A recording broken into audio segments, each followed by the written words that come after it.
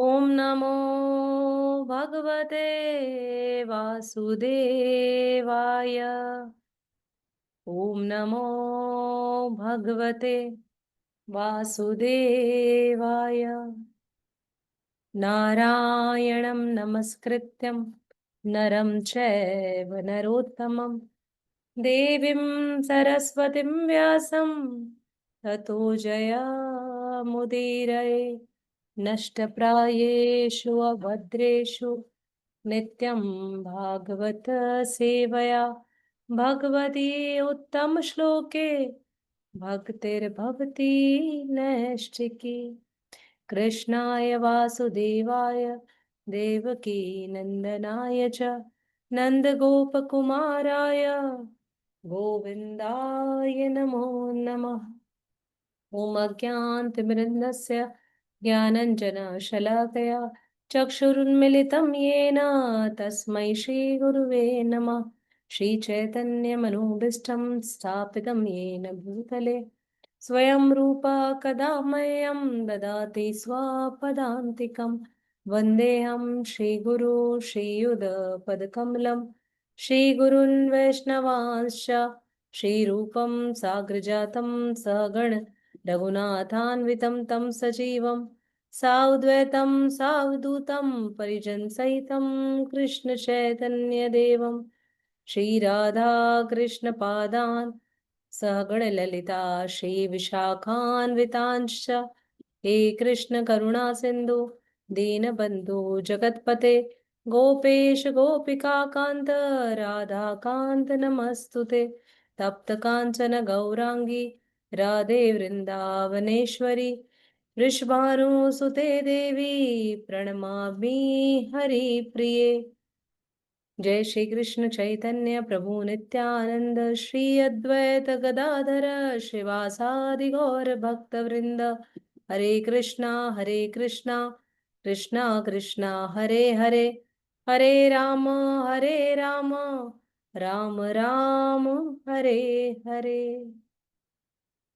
नमो ओम विष्णुपादाय कृष्णपृष्ठाय भूतले श्रीमते भक्तिवेदांत स्वामिनिति नामिने। नमस्ते सरस्वती देवी गौरवाणी प्रचारिणे निर्विशेष शून्यवादी पाश्चात्य देश तारिणे।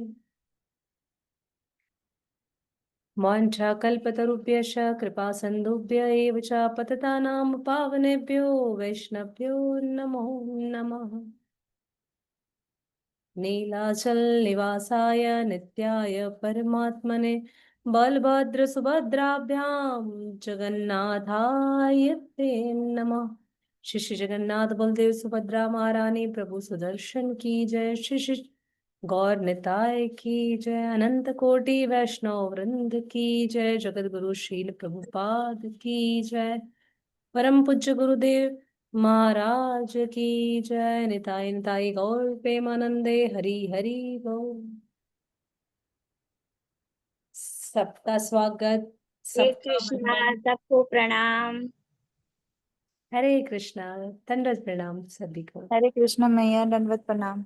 हरे कृष्ण ज्योति हरे माता। कृष्ण हरे दंडवत प्रणाम। कृष्ण। हरे कृष्णा माता जी, दंडवत प्रणाम। हरि बोल। हरे कृष्ण माता जी। हरे हरे कृष्ण माता जी, सादर प्रणाम। सादर प्रणाम मैया। आप सभी को आनंद आ रहा है जगन्नाथ जी की कथा में? बहुत।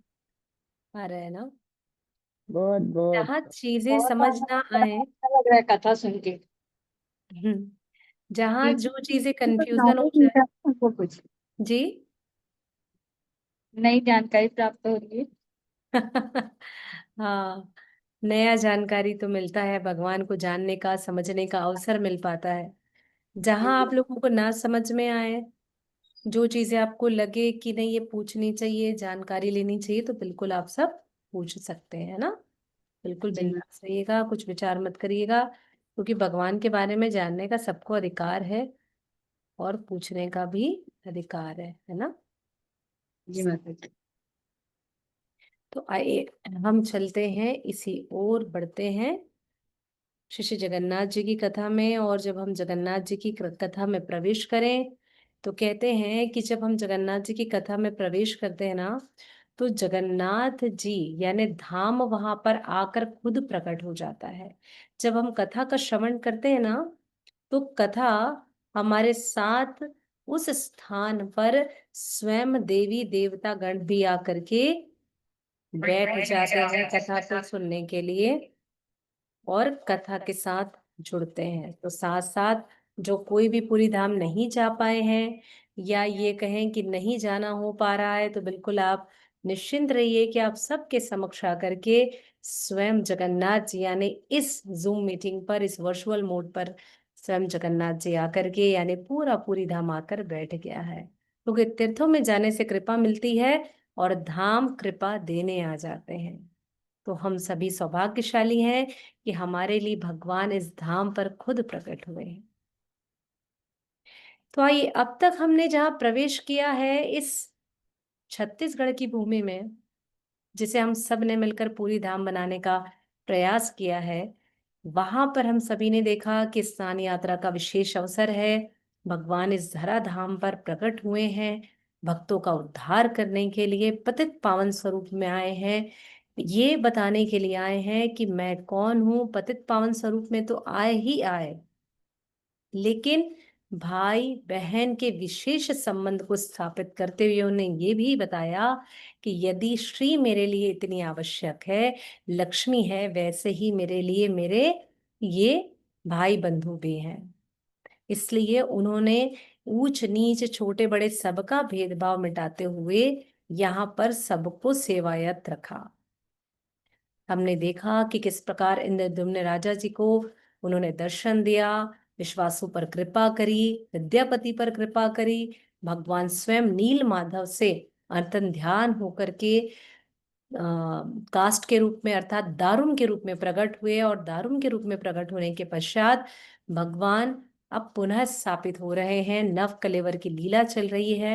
हम सभी ने कल देखा कि किस प्रकार से दैतापति, पति महापात्रा, महापात्रा, लौंका, मंदिर पुलिसगण, मंदिर महाकरण, ये सभी लोग मिलकर के कैसे दारुम अन्वेषण दल तैयार करते हैं और ये सभी लोग मिलकर के कहाँ जाते हैं? नए दारुम की खोज करने के लिए। और जब ये सब लोग जाते हैं तो ये लोग की संख्या कितनी कितनी होती है? कल हमने बताए थे क्या कितने कितने लोग होते हैं इनमें? संख्या नहीं बताई थी माता जी। 45 to 50 माता जी। ओके, तो ये जो संख्या है ना, ये होती है दारुम अन्वेषण दल में। जो दैतापति होते हैं वो 20 दैतापति जाते हैं। जो महापात्रा होते हैं वे 9 होते हैं। जो पति महापात्रा होते हैं यानी जो विद्यापति के ब्राह्मण पत्नी के वंशज हैं, वे लोग भी यहाँ पर 11 होते हैं। लौंका जो होता है यानी विश्वकर्मा जी का जो मुख्य होता है वो 1 होता है। हरे 30 कृष्णा माता जी, हरे प्लीज फिर से रिपीट कीजिएगा ना माता जी। जी जी आ, थोड़ा धीरे माता जी, अच्छा, मैं थोड़ा सा हाँ, धीरे बोलती हूँ, ठीक है? धीरे धीरे। ये नंबर नोट करने के लिए बस। ठीक है ठीक है। तो दारू अन्वेषण दल में कौन कौन होते हैं? दैतापति 20, ठीक है, 20। महापात्रा जो है वो कितने होते हैं? 9 होते हैं, ठीक है। पति महापात्रा जो विद्यापति के डिसेंडेंट है, ये यहाँ से भी एक जात, 1 या 2 ऐसा कुछ लिखा हुआ है, कुछ अक्षरों में अंकों में कंफ्यूजन है। और लौंका जो होता है वह 1 होता है। मंदिर पुलिस कितने होते हैं? 30 होते हैं। जो ब्राह्मण्स होते हैं वे 16 होते हैं। और जो मंदिर के महाकरण होते हैं यानी जो मंदिर के सेवक गण होते हैं वे 9 होते हैं। अगर हम इन सबको टोटल करते हैं, 20, 30 पुलिस, 50, 9 महापात्रा और 1 लौंका, कितने हो गए?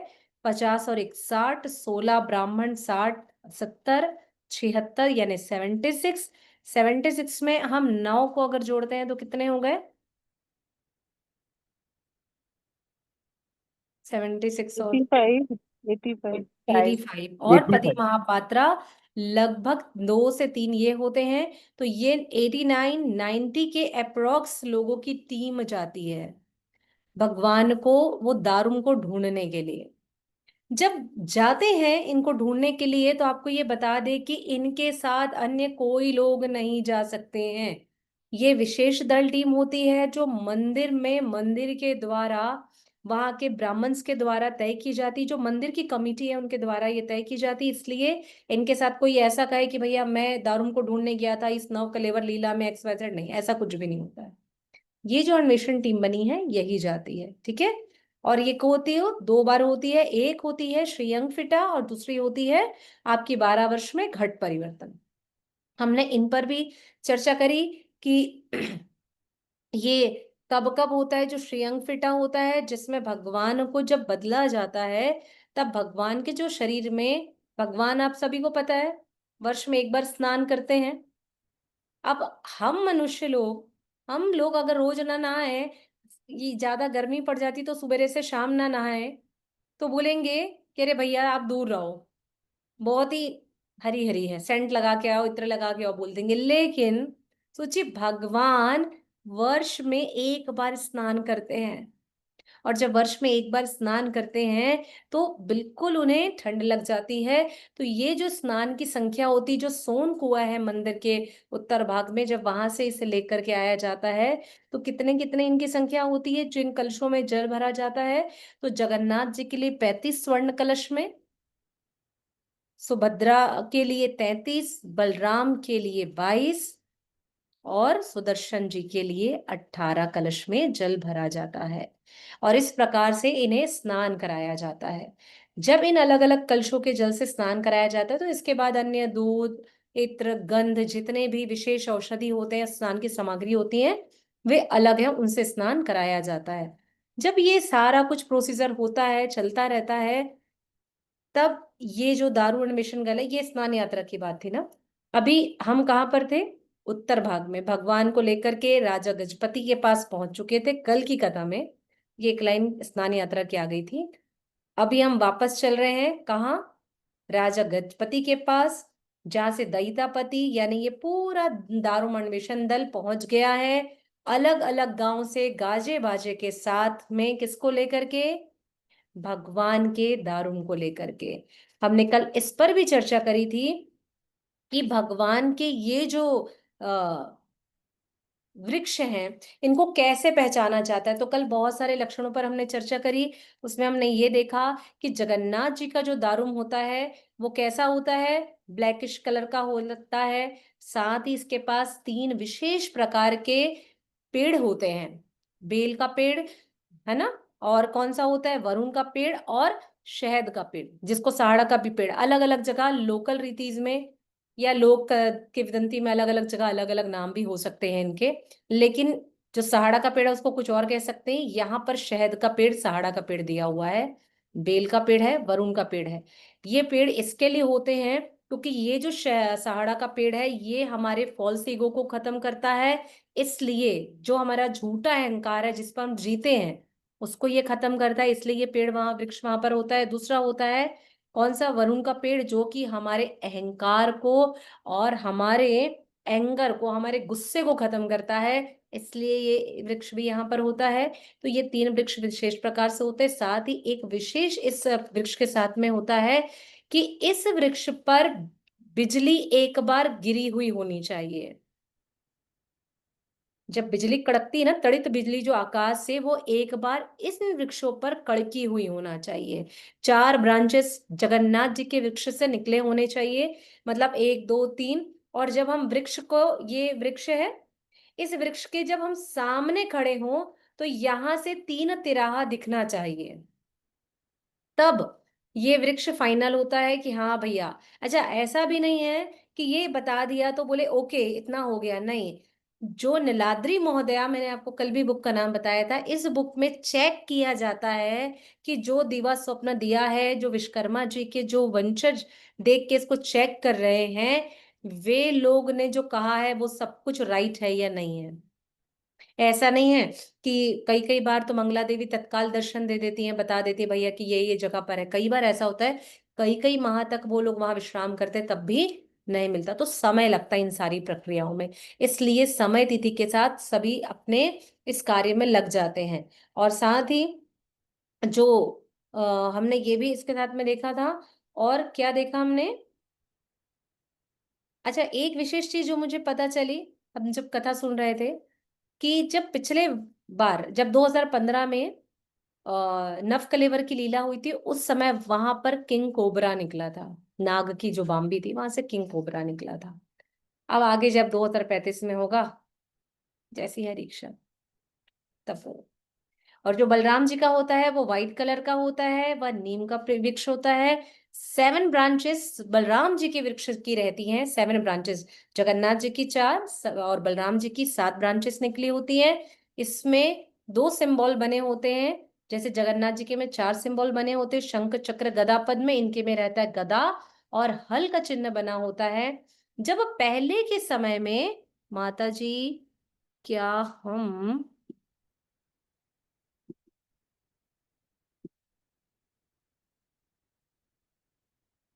क्या है, क्या हम मासिक धर्म में भी, हरे कृष्णा, बिल्कुल सुन सकते हैं, माला कर सकते हैं, श्रीमद् भगवत गीता पढ़ सकते हैं, भगवतम पढ़ सकते हैं। ध्यान बस रखना चाहिए कि नीचे पुस्तकें ना रखें, कोई समस्या नहीं है। देखिए मैं अक्सर कथाओं में बताती हूँ, हम माताओं से रिलेटेड, अभी फिर मैं कह रही हूँ कि ये जो प्रक्रिया है ना, ये प्राकृतिक प्रक्रिया है, ठीक है। हमें क्या करना है, विग्रह के पास नहीं जाना है, मंदिर के गर्भगृह में प्रवेश नहीं करना है, भगवान से जुड़ी हुई सामग्रियों को हाथ नहीं लगाना है, लेकिन माला नहीं करना है, ये बात नहीं कही गई है कहीं पर। माला करना है, लेकिन अगर फिर भी मन में भ्रम आए कि नहीं करना चाहिए, तो आप अपने पास 2 माला रख सकते हैं। पहली दीक्षित माला जो हमारी है, और दूसरी माला जो हम नॉर्मल रहती है। लेकिन हम क्या करते हैं, जब इस अशुद्धि के समय में माला करते हैं, तो उसके बाद 7 दिनों के पश्चात उस माला में गंगा जल छिड़क करके उसकी शुद्धि कर लेते हैं। मन में कोई शंका या भ्रम ना रहे, केवल इसलिए। ठीक है, तो बिल्कुल कथा सुन सकते हैं, कोई समस्या नहीं है माता जी, कहीं कोई परेशानी नहीं है। अगर मंदिर या किसी आसपास क्षेत्रों में जाना पड़ता है, तो मंदिर के भीतर प्रवेश नहीं करना चाहिए, मंदिर के बाहर रहना चाहिए। क्यों? क्योंकि मंदिर में बहुत सात्विक लोग नहा धो करके आते हैं, बहुत सारी तैयारियां चलती, तो हमारे छूने से ऐसा नहीं कि हमें कोई छूत की बीमारी हो गई है, हमारे पास हमारी ऊर्जा शक्ति है जो कम हो जाती है, तो नकारात्मक शक्तियों का आसपास वातावरण ज्यादा बन जाता है, केवल इसलिए। इसलिए पहले के समय में, पूर्व काल में, माताओं को एक कमरे में बैठा दिया जाता था, इसलिए कि आप ये पुस्तक कॉपी रखिए और अध्ययन करिए, अध्ययन करिए, ताकि आपको ऐसे समय नहीं मिलता घर गृहस्थी में, तो आप बैठ करके अध्ययन करिए, पढ़ाई करिए, केवल इसके लिए, है ना। तो बिल्कुल पढ़ सकते हैं, कर सकते हैं, कहीं कोई समस्या नहीं है। ठीक है, आगे बढ़ते हैं। तो बलराम जी का है वो वृक्ष में थोड़ा सफेद कलर होता है, नीम का वृक्ष जो होता है, 7 ब्रांचेस होते हैं, उसमें 2 सिंबल्स होते हैं। क्या सिंबल होते हैं? गदा और हल का, और उसके पास भी नाग की बाम्बी होती है। ऐसा नहीं है कि जगन्नाथ जी का, बलराम जी का, सुभद्रा, सुदर्शन चारों के वृक्ष पास में हो। कई कई बार थोड़ी दूरी पर भी होते हैं, कभी इधर उधर भी होते हैं, लेकिन सब आसपास मिल जाते हैं। ऐसा एक कथा में वर्णन आता है, हमारे आचार्यगण बताते हैं कि इस 2015 से पहले वाले वर्षों में बलराम जी के लिए वृक्ष नहीं मिल पा रहा था, दिशा निर्देश नहीं हो पा रही थी, बहुत ढूंढने से हुई। तो ऐसा कभी कभी होता है कि आसपास खो जाते हैं, गुम जाते हैं, ऐसा है ना। और जो सुभद्रा मैया का है, वह वाला वृक्ष थोड़ा सा येलोइश कलर का होता है, पीले रंग का होता है, उसमें 5 ब्रांच निकली होती है, उसमें योनि का सिंबल बना हुआ होता है। ये जो सिंबल्स बने होते हैं पहले से ही बने हुए होते हैं, पर दिखते नहीं है। जब दिव्य दर्शन होता है, माता मंगला माता जब दर्शन देती है, बताती कि ये चीजें यहाँ यहाँ पर हैं, उसके बाद ये पूर्ण आकार ले लेते हैं। चिन्ह पहले से उसमें अंकित हो जाते हैं, पर दिखते बाद में सब गांठें उभर कर आती है। ठीक है, और इस पर लोटस फीट बना होता है, कमल पुष्प की पंखुड़ियां 5 ऐसे बनी हुई होती है इसमें। और जो सुदर्शन का होता है वो थोड़ा लाल रंग का होता है, रेडिश कलर का होता है। इसमें 3 ब्रांचेस निकले होती है और इसमें चक्र का एक चिन्ह बना होता है। तो इस प्रकार से ये 4 दारुन को लेकर के गाड़ा पर रखा जाता है। मैंने गाड़ा का भी, जिसे गाड़ी कहते हैं, उस काठ पर रखा जाता है और काठ पर रख करके लेकर के आते हैं मंदिर में। जब लाने के लिए इसे लाया जाता है तो हर अगले गांव को पहले से खबर दे दी जाती है कि भाई ये भगवान आ रहे हैं, उनका कीर्तन करना है। गांव में सफाई की जाती है, सारा तैयारियां की जाती हैं। सोचिए हमारे घर में जब कोई आता है, हम जानते हैं कोई हमारे घर ब्राह्मण आ रहा है, कोई कोई विशेष ऐसा आ रहा है जिसका हमें बहुत ज्यादा सत्कार करना चाहिए, तो क्या करते हैं? घर सफाई करते हैं, उनके हिसाब से तैयारियां करते हैं। वैसी उन गाँव में होती है। रंगोलियां बनाई जाती हैं, रोड में रंगोली की आकृति उकेरी जाती है, तैयारियां की जाती, खूब धूम धड़ाके से वहां पर भगवान को लाया जाता है। और एक गांव दूसरे गांव तक पहुंचाता है, दूसरा गांव तीसरे गांव तक, तीसरा वाला चौथे गांव तक, चौथा वाला, इस तरीके से एक एक करते हुए यात्रा लंबी होती जाती है और आगे ले जा करके वहां पर पहुंचा दिया जाता है। जब वहां पर पहुंचाया जाता है उसके बाद राजा गजपति आते हैं, प्रणाम करते हैं, तुलसी माल्य अर्पण करते हैं। तुलसी माल्य अर्पण करने के बाद कीर्तन, करताल, पखावज, दुमदुबी के साथ में तुरही बजती है। जो राजाओं का विशेष ट्रेंड होता है उसके साथ उनको स्वागत किया जाता है। अब आपको एक चीज और बताते हैं। ये जो गजपति महाराज हैं, ये सारे जितने भी ये 7 दल होते हैं ना, इनके हेड होते हैं। जो मैं इसकी कहानी आपको सबसे आखिरी में बताऊंगी, बाद वाले उसमें, कि कैसे गजपति ने अपने आप को भगवान श्री जगन्नाथ जी का प्रथम सेवक घोषित कर दिया और ये बताया कि उड़िया नाथ हमारी जो है जगन्नाथ, इसके एक हम सबके एक ही सेवक है जगन्नाथ जी। हर किसी के घर में एक ही लीडर है, बोले जगन्नाथ जी। एक ही लीडर है, एक ही भगवान है, कौन है? जगन्नाथ जी। तो ये जो कालिया ठाकुर है ना, ये सामान्य नहीं है ना।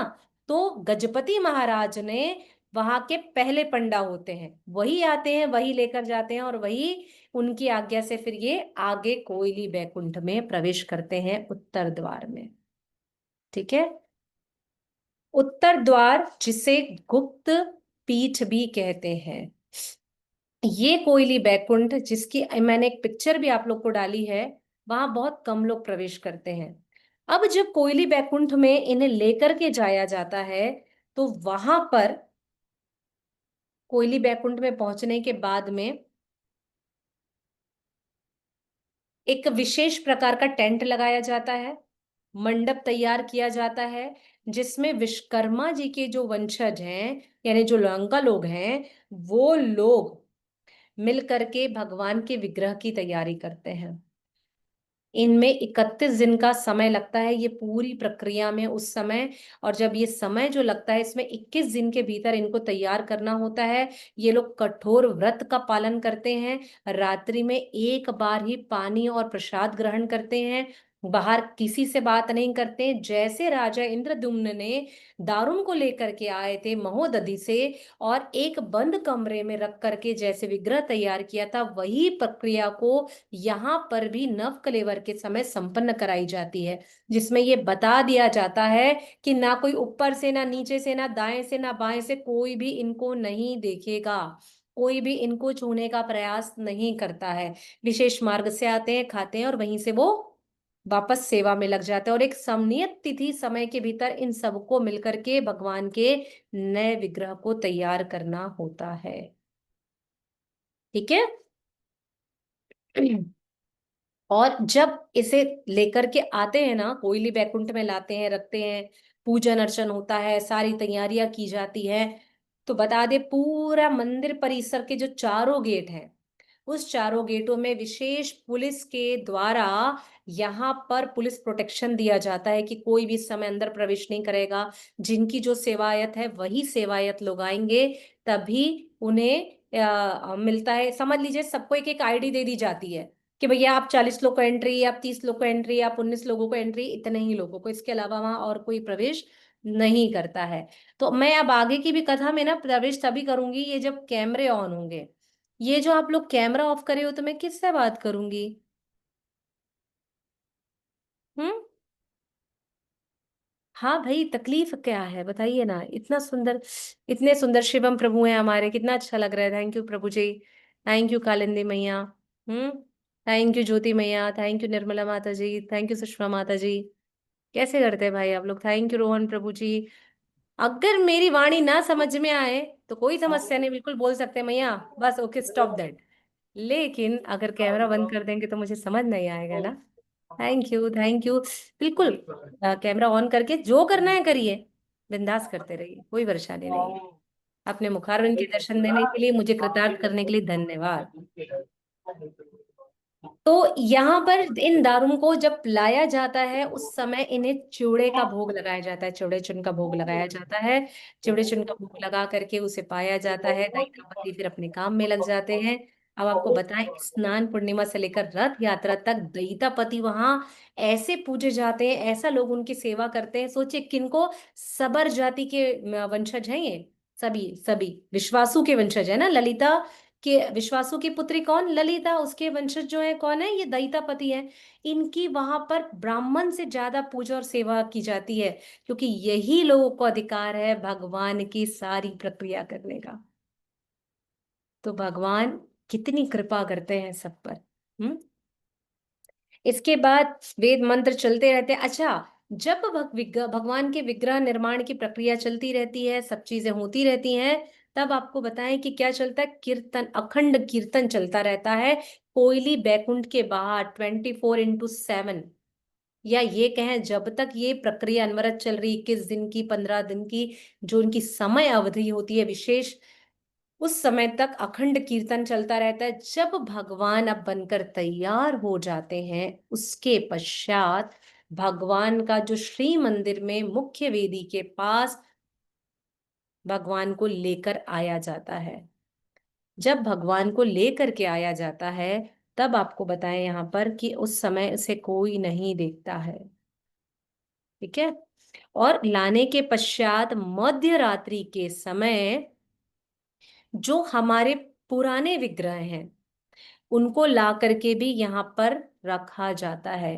नए विग्रह के सामने पुराने विग्रहों को रखा जाता है। ऐसे मंत्र पढ़े जाते हैं, मंत्र पढ़े जाते हैं। अब जब घट परिवर्तन का समय आता है, मांदला पांजी के अनुसार, जो मांदला पंजी है उसके अनुसार, जब घट परिवर्तन का जब समय आता है, तब कैसा होता है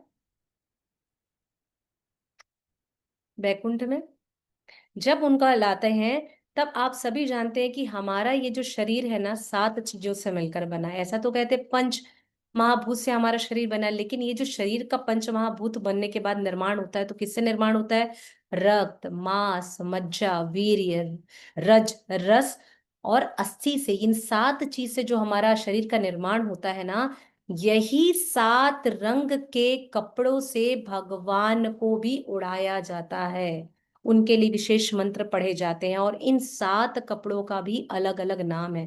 विशेष कपड़े तैयार होते हैं, उसकी भी फोटो शायद मैंने शेयर करी होगी कि कैसे वहां पर बैठ करके अंदर में जो दर्जी हैं वे कैसे इसको सिलते रहते हैं। ठीक है। तो उसके जो नाम है, जो अलग अलग रंग के कपड़े डाले जाते हैं, उसका नाम है गाढ़ा, धड़का, पतुल, बैरूनी, श्रीमुखी, चहली और मत्ता, उत्ता, मत्ता, ऐसा कुछ कहते हैं आखिरी वाले को। तो इस प्रकार से ये 7 प्रकार के वस्त्र भगवान के नए वस्त्रों के ऊपर डाले जाते हैं। तब ये घट परिवर्तन की प्रक्रिया होती है। जब कोयली बैकुंठ में भगवान बन रहे होते हैं, तब उन्हें कुछ खिलाया नहीं जाता है। उस समय केले, बेल के शरबत का उन्हें केवल भोग लगाया जाता है भगवान को। उस समय केले, बेल के शरबत, नारियल, इन्हीं का भोग लगाया जाता है।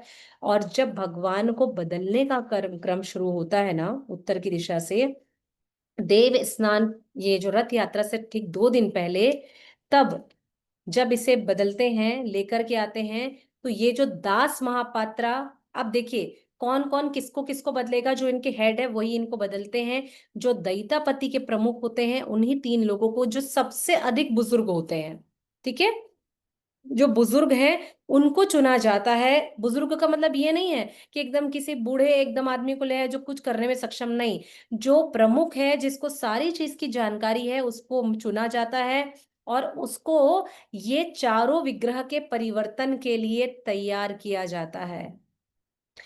पूरे उड़ीसा में ब्लैकआउट कर दिया जाता है, सभी जानते हैं, सभी ने देखा होगा, कई सारे ऐसे घटनाक्रम भी सुने होंगे। किसी को भी अधिकार नहीं है कि ऊपर से नीचे से इधर से उधर से, ये सब प्रक्रिया कहाँ हो रही है? कोयली बैकुंठ में। वहां नया वेदी विग्रह बनाया जाता है, वहां पर दोनों विग्रहों को आमने सामने रखा जाता है और उनके लिए वहां पर मंत्र पढ़े जाते हैं। ठीक है, जब ये होता है तो जो सुदर्शन, फिर सुभद्रा, फिर जगन बलराम जी और फिर जगन्नाथ जी, इसी क्रम में उनके सारे नाभि ब्रह्म को बदला जाता है। ठीक है, तो जो सुदर्शन के होते हैं वो दास महापात्रा होते हैं, जो सुभद्रा के होते हैं वो पति महापात्रा होते हैं, जो जगन्नाथ जी के होते हैं वो महापात्रा होते हैं, और जो बलराम जी के होते हैं वो दयितापति होते हैं। ये सभी मिल करके इनका नाभि परिवर्तन करते हैं। ठीक है, आंखों में मोटी मोटी पट्टी बांधी जाती है, हाथ में कई मोटे मोटे कपड़े लपेटे जाते हैं, और ये कपड़े इतने मोटे लपेटे जाते हैं ऐसे कि कोई महसूस भी नहीं कर सकता है।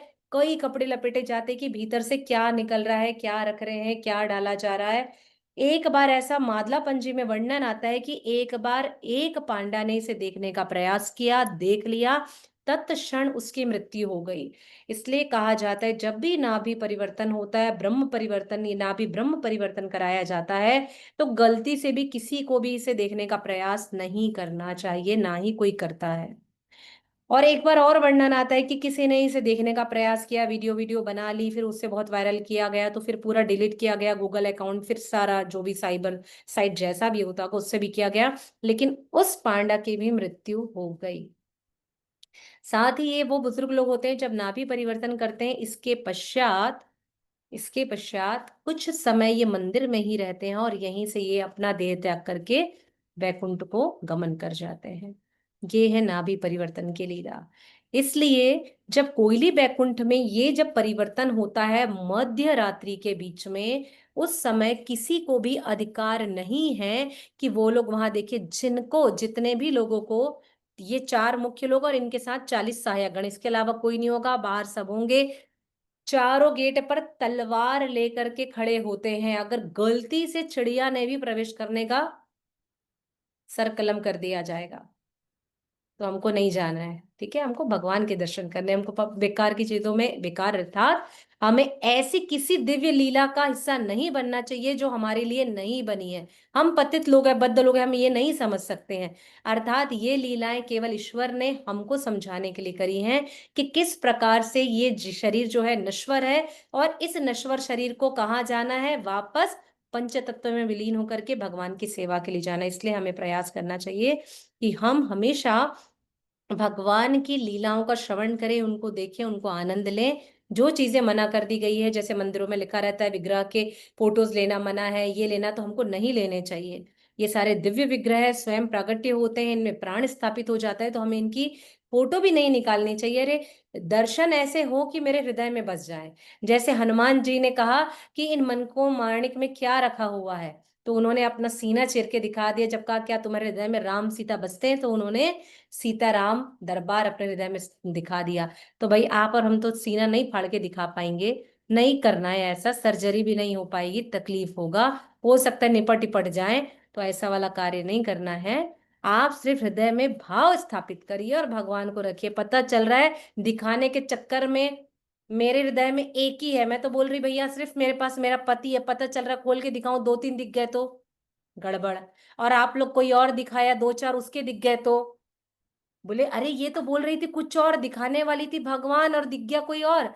तो ऐसा वाला कार्य भी नहीं करना है। इसलिए भगवान कहते हैं ये सारी दिव्य लीलाएं हैं, हम पतितों के लिए नहीं है। चुपचाप जितना बोलते हैं उतना करना है, हरि नाम लेना है, भगवान की सेवा करनी है। ठीक है, कोई भी सर्जरी के केसेस में अंदर नहीं जाएगा। आगे बढ़ते हैं। अब आगे जब हम बढ़ते हैं, ये जो चल रहा है डिटीज से, यहाँ पर कोयली बैकुंठ से भगवान चले गए हैं, और ऊपर नीचे कहीं से भी सब किसी ने नहीं देखा, भगवान आ गए, भगवान बदल दिए गए, सब कुछ हो गया। अब बारी आती है नाभि ब्रह्म की। अब सबको लग रहा होगा माता जी नाभि ब्रह्म के भी बारे में बता दीजिए ना, होता क्या है, कैसा है। तो इसके बारे में ना अलग अलग चीजें हैं, अलग अलग प्रमाण आते हैं। बहुत सारी चीजें हैं, बहुत सारे घटनाक्रमों का भी उल्लेख होता है, कुछ लोक किंवदंतियां भी हैं, कुछ सत्य कथाएं भी हैं, कुछ प्रमाण है शास्त्रों के, उनके अनुसार से हम मानेंगे। जो शास्त्र प्रमाण है हम उनको ही स्वीकार करेंगे, ठीक है। तो जो ये दैतापति होते हैं, जिन्होंने भगवान को अदली बदली किया है, एक पुराने शरीर को जिन्होंने समाधिस्थ कर दिया है, नया शरीर लेकर के आए हैं भगवान का, तो सोचिए कोई हमको छोड़कर हमारा अपना चला जाए तो हमको कितना कष्ट होता है, कितनी तकलीफ होती है, हम रोते हैं, बिलखते हैं, है ना। इसी ही प्रकार से दैतापति लोग 10 दिन तक शोक मनाते हैं, दाढ़ी नहीं बनाते, शेव नहीं करते हैं, सात्विक भोजन ग्रहण करते हैं। 10 दिनों के पश्चात, रथ यात्रा से पहले, ये लोग 10 दिनों के पश्चात हेड शेव करते हैं, दाढ़ी बनाते हैं, भोज आयोजित करते हैं, लोगों को भोज कराते हैं। हो गया। उसके पश्चात ये लोग उसके पश्चात ये लोग किसी भी उत्सव में शामिल होते हैं।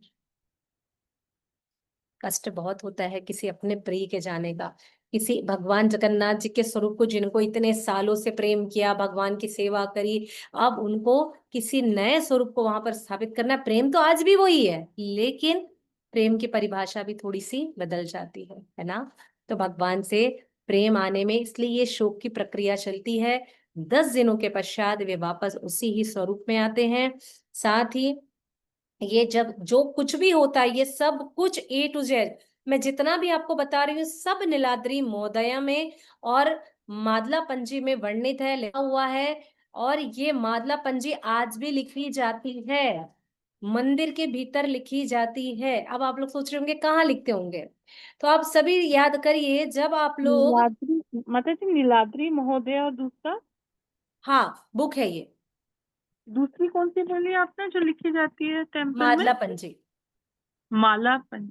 मादला पंजी, मा दा, दा में आ की मात्रा, ल में आ की मात्रा, मादला पंजी। ओके मैम, थैंक ओके, इसमें सारा चीज का वर्णन है। ये दोनों बुक अलग अलग है ना, मादला पंजी अलग कार्य करती है और नीलाद्री अलग कार्य करती है। नीलाद्री में सारी चीजें क्या लिखी हुई हैं, भगवान का प्रागट्य कब होगा, भगवान कहाँ मिलेंगे, कैसे मिलेंगे, कौन सेवायत होगा, किस गांव में होगा, किधर से होगा, अच्छा क्या क्या, सारा कुछ, कौन कौन आने वाले युगों में कब तक ये चलेगा, सारा नीलाद्री में है। जो मादला पंजी है, कितना डोनेशन आया, कितना डोनेशन गया, भगवान के उत्सव कैसे मनाए जाएंगे, कब मनाए जाएंगे, कितना लक्ष्मी आई है, ये उसमें वर्णित है। साथ ही कितना क्विंटल चावल दान आया, कितना क्विंटल गया, भगवान की रसोई में क्या बनेगा, कितने प्रकार के बर्तन आए, कितने प्रकार के वेशा भगवान को पहनाए जाएंगे, कैसे श्रृंगार किया जाएगा, कितना क्या क्या कैसे होगा, इसका वर्णन मादला पंजी में होता है। यानी डेली रूटीन जो अपडेट होती है, ये कहिए अकाउंट मेंटेन किया जाता है मंदिर का। पहले ये ताड़ के पत्रों में लिखा जाता था, 1950 के बाद में ये ताड़ के पत्रों में लिखना बंद हो गया। अभी भी मंदिर परिसर के अंदर पेन कॉपी से लिखते हैं, धीरे धीरे परिवर्तन होता है। कुछ पुराने पंडास गए हैं तो कुछ नए लोगों ने अपने अनुसार से चीजें बनाई हैं, या किस रिचुअल को फॉलो करते हैं अब ये तो वही लोग बता सकते हैं, लेकिन आज भी लिखी जाती है। मंदिर के भीतर बैठते हैं, जब मंदिर के हम गेट से एंटर करते हैं तो आपने देखा होगा, एंटर करने के बाद कि आपने पूर्वद्वार से एंटर किया, एंटर करने के बाद आप जाते हैं, और उसके बाद जिस बड़े गेट से एंटर करते हैं, इसका मैं पूरा स्ट्रक्चर बना के दिखा दूंगी, वहां पर हम वापस अरुण स्तंभ से होते हुए वहां पर आते हैं जहां पर चैतन्य महाप्रभु खड़े होते थे, जिनके हाथ के और सर के निशान है। वहीं पर लेफ्ट साइड पर एक कॉर्नर पर बैठ करके 7-8 पंडा लोग लगातार लिखते रहते हैं, आपने देखा होगा। वहां पर वो मादला पंजी है, डेली का रिकॉर्ड आता है, कितने भक्त आए हैं, कितने भक्त गए हैं, सबका रिकॉर्डिंग होता है। इसलिए कहते हैं ना, पांडा लोग बोलते हैं अरे आपकी तो 3 पीढ़ी आई थी, अच्छा आपके पिताजी का नाम ये, अरे वो भी है, तो उनको पता कैसे होता है, क्योंकि वो भगवान के चतुर्भुज सेवक है ना, पार्षद है, तो उनको सब कुछ पता होता है, भगवान सब नोट डाउन कराते हैं। अच्छा जोगनी मैया कितने बार पूरी आई है, 2 बार। अच्छा वहां के दर्शन किया कि केवल दंडवती देती रही, बोले वैष्णो धाम दर्शन होटल में गई और वहां 5 दिन केवल दंडवती परिक्रमा करी। बोले अरे ये कैसी परिक्रमा थी, अरे बिस्तर में दिन भर सोती रही, सोती रही, सोती रही। भगवान बोलते तब भी मैं खुश हूँ, तो वो भी मेंशन हो जाता है कि यहाँ दंडवती परिक्रमा कर रही थी। अच्छा, तो बोले नूतन मैया आई थी, उन्होंने क्या किया? तो बोले वो भी आई थी, लेकिन नूतन मैया ने क्या किया? अरे महाप्रसाद खा के आनंद बाजार से बाहर। अच्छा, तो मेरे दर्शन करने नहीं आई थी? Okay, note down. ओके, अगली बार आओगे ना तो आपको मैं ना 22 पैचा में काल ये यमराज जी के पत्थर में पैर रखवाता हूँ, आप आओ। नहीं नहीं नहीं भगवान, मैं आके दर्शन करके जाऊंगी। तो इस प्रकार से सब मेंशन होता है, इसलिए वहां के पंडा लोगों को पता होता है। तो कुछ भी करने के पहले ना ध्यान रखना, एंट्री हो रही है, एक चित्रगुप्त करता है कि यहाँ हो रही है, तो एंट्री सबकी है, टेंशन नहीं लेना है। अगली बार जाएंगे तो ध्यान रखना भैया, मादला पंजीजा बैठे बार बार प्रणाम करना भैया, ज्यादा कुछ उल्टा पुल्टा नहीं लिख देना, बता देना, उनको सब पता रहता है। ये जो मुख्य हमारा जो नाभि ब्रह्म का पदार्थ है, कुछ लोग अलग अलग चीजें कहते हैं। अब मैं इसके बारे में बताने से पहले एक चीज आपको बताती हूँ।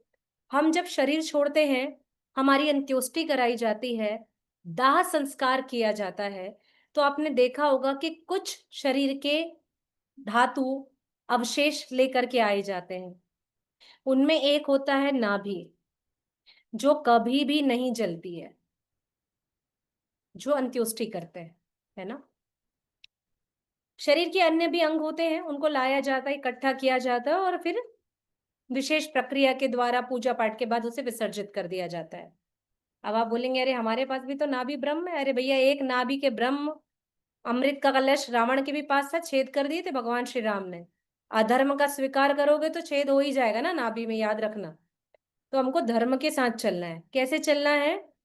कि हमें सदैव हरि नाम संकीर्तन में भाग लेना है, सारे सात्विक नियमों का पालन करना है, 4 रेगुलेटरी प्रिंसिपल्स को फॉलो करना है, जैसे शिला प्रभुपाद ने कहा था। शिला प्रभुपाद ने सदैव वही कार्य किया, वही चीजें हमें बताई जो हमारे आचार्य गणों ने हमें दिया है।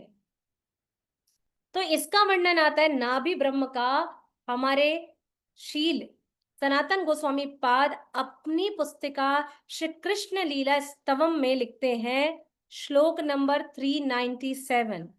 ठीक है, हमारे शील सनातन गोस्वामी पाद श्री कृष्ण लीला स्तवन में श्लोक नंबर 397 397 में लिखते हैं, प्रफुल्ला पुंडरीकाक्षः लवनाधि तथाभृता कुटकी को उदर मापाहि नानम भोग पुरंदरा।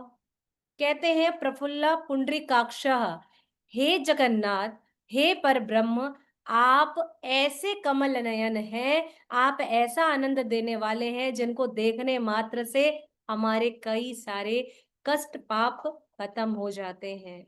आगे कहते हैं लवनादि तथाभृता, अर्थात आप तो समुद्र महोदधि सागर के पास रहते हैं, लेकिन आप अमृत बरसाने वाले हैं, मिठास देने वाले हैं। हे कुटकी को उदर मापाही, कुटकी उदर अर्थात कुटकी यानी कि नाभि ब्रह्म अर्थात शालिग्राम। ये शालिग्राम जो है, कुटकी उदर को शालिग्राम कहते हैं, ये आपके जो नाभि में स्थित है ना, यह नाना प्रकार के भोगों को स्वीकार करके आनंद प्रदान करता है। तो ये प्रमाण हमारे को हमारे शील सनातन गोस्वामी पाद ने दिया कि यहाँ पर क्या है, शालिग्राम है। इसलिए हम ये मानते हैं कि ये शालिग्राम है। जब नाभि परिवर्तन की प्रक्रिया होती है, उस समय भगवान के नाभि को एक द्वार होता है, उसे खोला जाता है, वहां से ब्रह्म पदार्थ निकाला जाता है। कुछ लोग कहते हैं ऐसे हिलता है, डुलता है, तेज प्रकाश है, ये सब कहने की बात है, सब झूठ है, सब असत्य है। सत्य वही है जो शास्त्रों का प्रमाण है, जो हमारे गोस्वामी पाद ने हमें बताया है। ठीक है, कुछ लोग कहते हैं ये ब्लू सफायर है, अर्थात नीलम है, एक बड़ा नीलम है जिसमें विष्णु यंत्र बना हुआ है। कुछ लोग कहते हैं कि इस शालिग्राम को नेपाल के राजा ने सबसे पहली बार गंडकी नदी से निकाल करके इसे यहाँ पहुंचाया था, इसलिए इसका प्रमाण मिलता है कि ये शालिग्राम जी हैं। अब आपको बताएं, जो बड़े बड़े विग्रह बनते जगन्नाथ जी के, जो अलग अलग मंदिरों में स्थापित होते हैं, कई जो विग्रह बनाते हैं, उनमें विग्रह बनाने वाले लोग ये बात पूछते हैं, क्या आप इसमें शालिग्राम प्रवेश कराएंगे? तो आपको बताएं, हमारे भी जगन्नाथ जी जो आने वाले समय में आएंगे, उनमें भी शालिग्राम स्थापित किया गया है। आने वाले समय में जब कभी होगा तो आपको जरूर बताएंगे। और 12 वर्षों के बाद जैसे उधर घट परिवर्तन होता है वैसे इधर भी होता है। इस घट परिवर्तन के समय जब शालिग्राम रखा जाता है, उसके भीतर क्या रखी जाती है? भक्ति देवी तुलसी महारानी की जय। तो तुलसी महारानी को वहां रखा जाता है, और जब घट परिवर्तन किया जाता है तो वही तुलसी बाहर निकलती है जिसकी नीलामी लाखों करोड़ों में होती है। और वो तुलसी सूखी हुई नहीं होती, एकदम फ्रेश तुलसी, एकदम फ्रेश तुलसी रहती है। इसलिए ये बात कही जाती, क्योंकि तुलसी को जैसा रखा जाता है वैसी ही तुलसी बाहर उस समय नीलामी की जाती है। तो जो भगवान के सेवक होते हैं वे लोग उन्हें भगवान की सेवा में सेवा अर्पित करके उस तुलसी महारानी को अपने पास ले जाते हैं। कुछ लोग कहते हैं ये वही नाभि ब्रह्म है। आज से 5000 वर्ष पूर्व जब भगवान श्री कृष्ण इस धराधाम से अपने लोक में गमन किए थे, तो उस समय जो भगवान का नास्तिकवादियों के लिए जो देह छोड़ करके गए थे, जिसका अंतिम क्रियाकर्म अर्जुन ने किया था, जो कि बिल्कुल असत्य घटना है, वही ये पदार्थ है जो तैर करके यहाँ पर आया और उसे ही प्रवेश कराया गया, ऐसा कहते हैं। तो कृष्ण का संबंध है जगन्नाथ जी से। जय गौर से कृष्ण सही जगन्नाथ, ठीक है। वासुदेव घोष करी करी जोड़ हाथ वंदन, जय गौर से कृष्ण से जगन्नाथ, तीनों में कोई अंतर नहीं है। आप जगन्नाथ जी का दर्शन करें, आप कृष्ण का दर्शन करें, या गौर निताय का दर्शन करें, तीनों एक है। कौन बोल रहे हैं? वासुदेव घोष बोल रहे हैं, श्री वासुदेव घोष बोल रहे हैं। इसलिए इसका संबंध स्वयं वहां से, लेकिन वो जो शरीर था वो नास्तिकवादियों के लिए था, हमारे लिए नहीं। भगवान दिव्य लीला करते हैं, दिव्य लीला से यहाँ से प्रवेश कर गए, ठीक है। अब इसका वर्णन इसलिए भी बहुत महत्वपूर्ण है, इस नाभि ब्रह्म का। उड़िया में एक बुक लिखी गई, महाभारत। महाभारत हम सभी पढ़ते हैं। जो उड़िया में बुक लिखी गई है वो लिखी है सरलदास जी ने। तो सरलदास जी ने भी इसका वर्णन किया है, ठीक है, कि कैसे नाभि ब्रह्म में इसको प्रवेश किया जाता है। उसमें कुछ कुछ तथ्य उन्होंने कुछ अलग अलग बताए हैं जिसको हम स्वीकार नहीं करते हैं, हम गौड़िया वैष्णव लोग।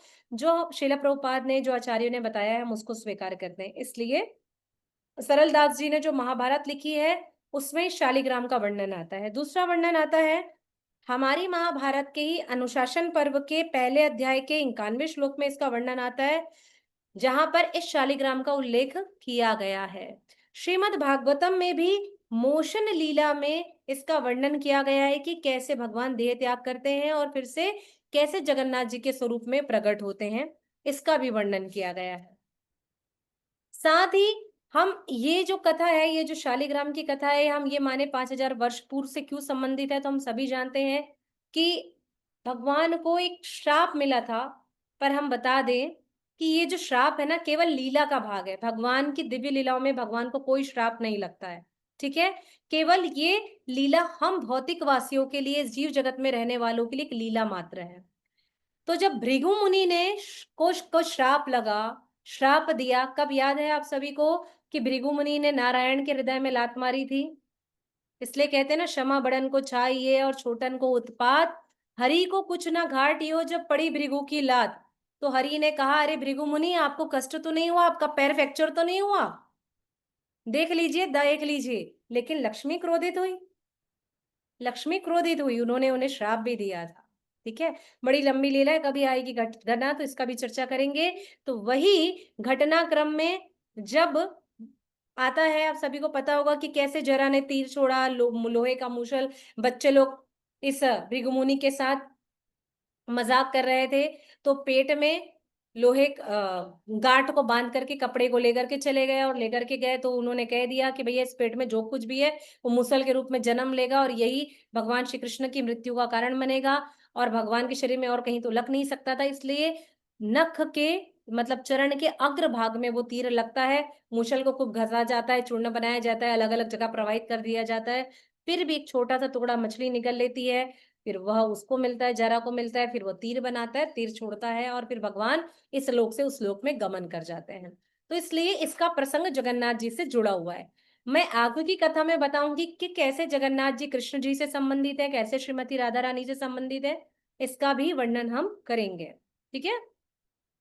आगे एक जो मुख्य प्रमाण जो इस भौतिक जगत में हमारे सामने में है वह ये भी है कि कैसे इसका संबंध आता है नाभि ब्रह्म का। तो एक राजा था, अफगान का राजा, तो जो बाद में बंगाल का राजा भी था, उसका नाम था सुल्तान सुलेमान। ठीक है, यह सुल्तान सुलेमान जो था, इसका एक सेनापति था, उसका नाम था कल्फदाज। क्या नाम था उस सेनापति का? कल्फदाज। ये जो सेनापति था और ये जो राजा है सुल्तान बेग की, ये कथा का वर्णन आता है 1590 का।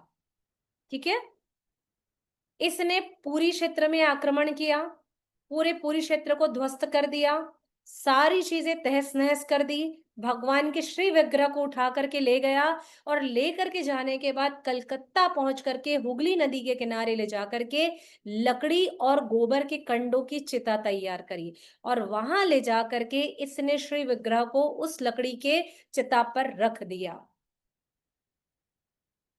लेकिन अब बात कर रहे हैं विशेषम। बात आती है इसी घटनाक्रम में 1590 में बिसरा मोहंती की कथा। बिसरा मोहंती जगन्नाथ जी के अनन्य अनन्य भक्त थे।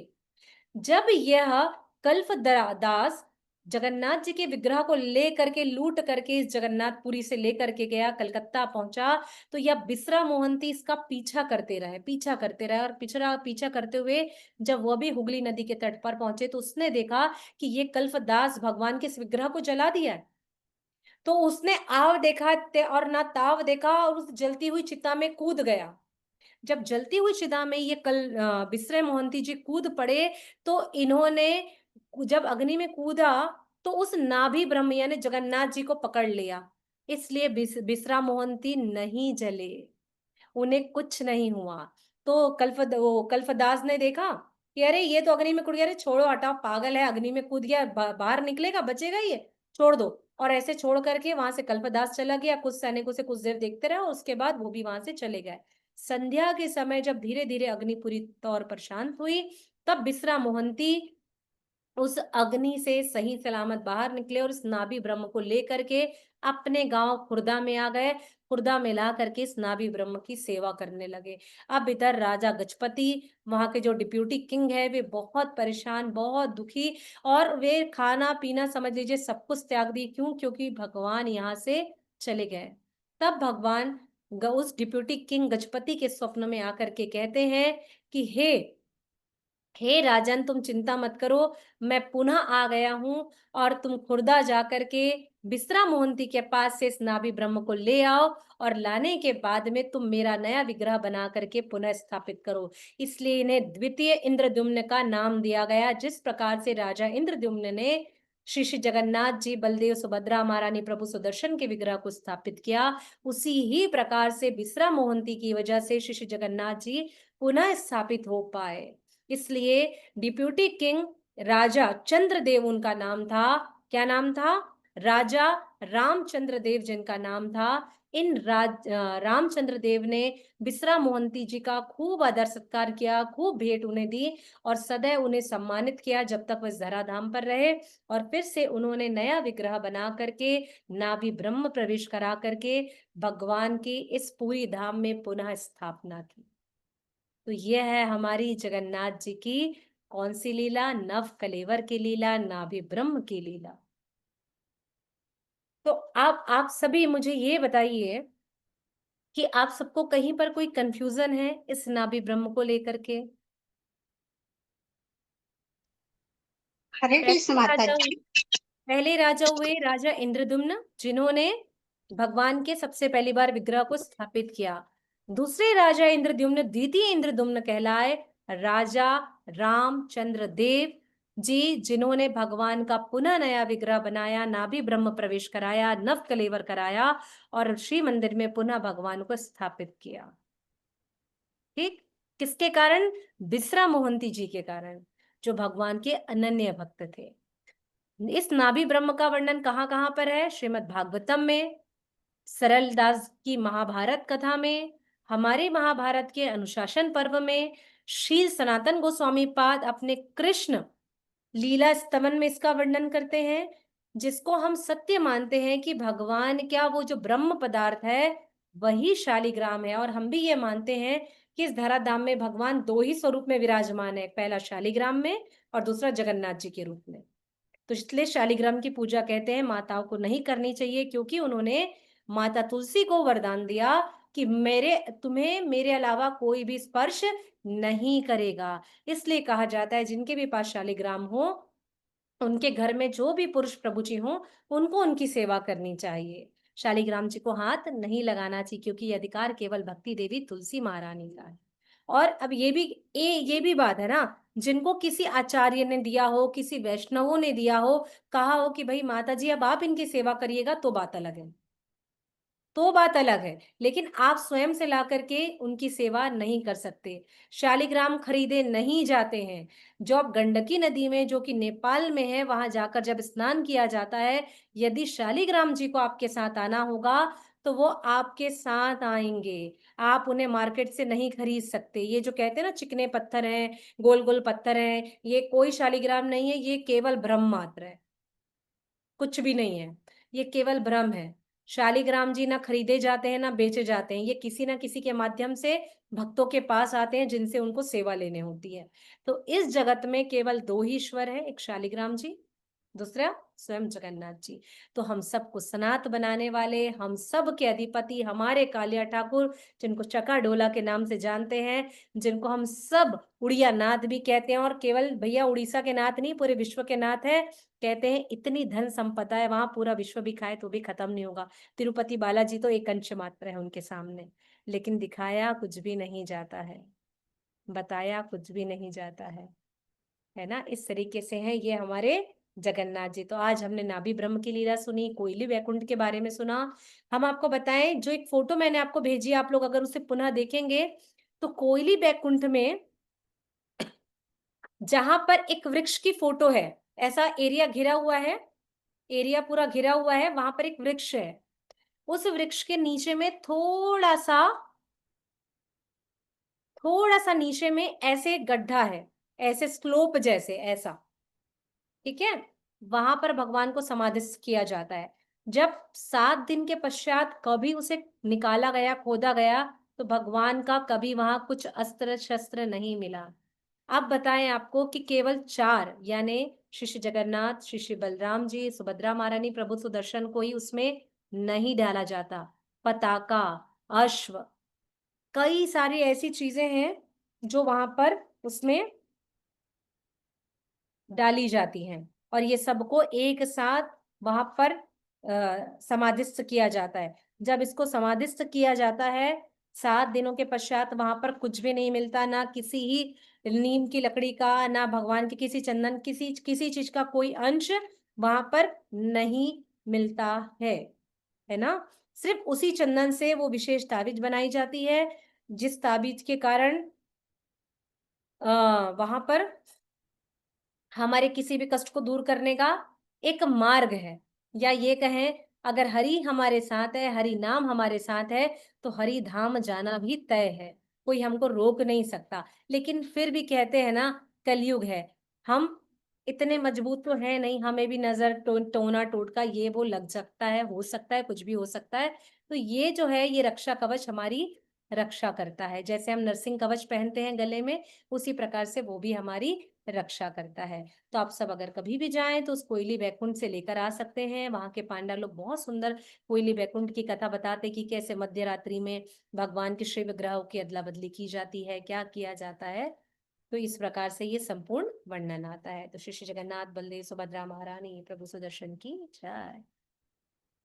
किसी का कोई प्रश्न, किसी को कोई कुछ कहना है? हरे कृष्ण माता जी, सादर प्रणाम। माता जी आप कब जाएंगी? हम लोग आपके साथ चल देंगे। ठीक है, हम सब जरूर चलेंगे यात्रा पर। पुरी की यात्रा बनाएंगे, जहां जाकर के खूब दर्शन करेंगे सारे जगहों के। अभी तो मैंने थोड़ा सा ही बताया, अब मैं आपको बताती हूँ कि आने वाली कथाओं में हम दर्शन करेंगे नरसिंह देव के। हम ये भी देखेंगे कि कैसे जगन्नाथ जी का संबंध शिव जी से क्यों है, क्यों लोग वहां पर मानते हैं कि जगन्नाथ जी शिव जी के अवतार हैं। लेकिन मैं आपको बता दूं, हम गौड़िया वैष्णव नहीं मानते ना, हमारे लिए जय गौर से कृष्ण से ही जगन्नाथ। लेकिन जो जिस रूप में देखना चाहा, जो जिस रूप में उनको स्वीकार किया, वो उनको उसी रूप में ही दर्शन दिए हैं। लेकिन शिव जी से क्यों संबंध है जगन्नाथ जी का, ये जानेंगे। नरसिंह देव वहां पर कैसे स्थापित हुए, क्यों आए, इसके भी बारे में जानेंगे। गुंडीचा मंदिर कौन क्या है, क्यों गुंडीचा मंदिर है, ये भी हम जानने का प्रयास करेंगे, वो भी आचार्यों की वाणी से। तो इस तरीके से हम आगे की कथाओं में श्रवण करेंगे। तो आप सब हमारे साथ बने रहिएगा, जितना संभव होगा हम जरूर प्रयास जी, करें। हरे कृष्ण माता जी। हरे कृष्णा। हरे कृष्ण माता जी। माता हरे जी मैं कृष्ण।